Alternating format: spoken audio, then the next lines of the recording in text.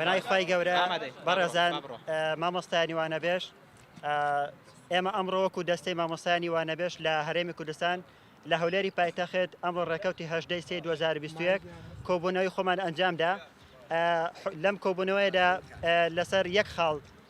بڕیانمان لەسەر تەنها یەک خاڵ داوە کەویش بریتە لە دامەزراندنی مامۆستایانی وانەبێژ ئەمڕۆ ڕێکەوتی 2023 تەنها یەک مانگ مۆڵەت دەدەینە حکوومەتی هەرێمی کوردستان ئەگەر حکوومەتی هەرێمی کوردستان بەدەم داواکارەکانمانەوە نەیەت کە خۆی دەگرێتەوە لە تەنها یەک داواکاری کەویش بریتە لە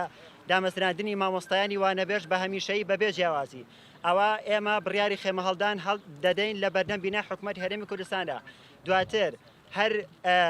هەر کارێکی نەخوازراو لە سلکی پەروەدەدا ڕووبدات ئەوە ئێمە وەکو مامۆستایانی وانەبێژ لێ بەرپرسیار نابین بەڵکو ئەوە حکوومەتی هەرێمی کوردستان و وەزارەتی پەروەدە لێ بەرپرسیار دەبێت چونکە بۆ هەموو لایەک ئاشکرا بێت بەوەی کە مامۆستایانی وانەبێژ کۆڵەکە و بنچینەی بەرەو پێشبردننی وەزارەتی پەروەدەن کە ڕێژەی لە 15 مامۆستایان لە ناو وەزارەتی پەروەدا پێک دەهێنێت بۆیە ئەمڕۆ لەمڕۆوە تەنها مۆڵەتی یەک مانگ دەدەینە حکوومەتی هەرێمی کوردستان ئەگەر بەدەم داواکارەکانمان نێت ئەوە بە دڵنیاییەوە لە بەردەم بینا حکوومەتی هەرێمی کوردستانە خێمە هەڵدەدەین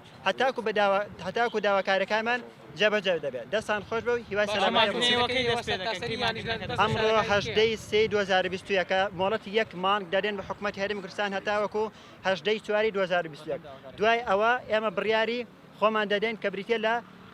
هەڵدانی خێمە لە بەدەم بینە حکوومەتی هەرێمی کوردستانە لێرەوە داواکارم لە سەرجەم مامۆستایانی وانەبێژ بەبێ جیاوازی بێن بەدەم داواکارەکانمان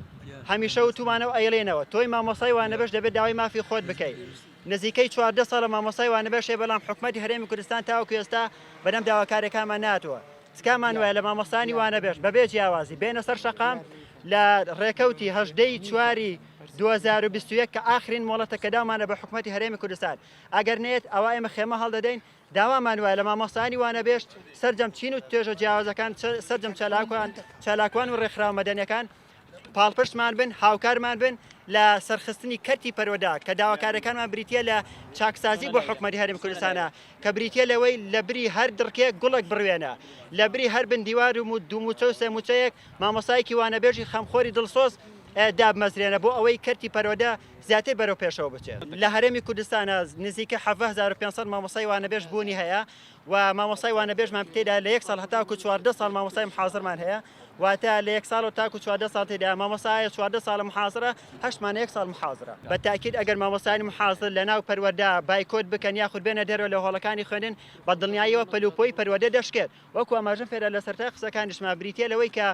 لە 15 زیاتر لەو سەدەیەش کە ڕێژەی مامۆستایان لە ناو وەزارەتی پەروەدا مامۆستایانی وانەبێژ پێک دێنن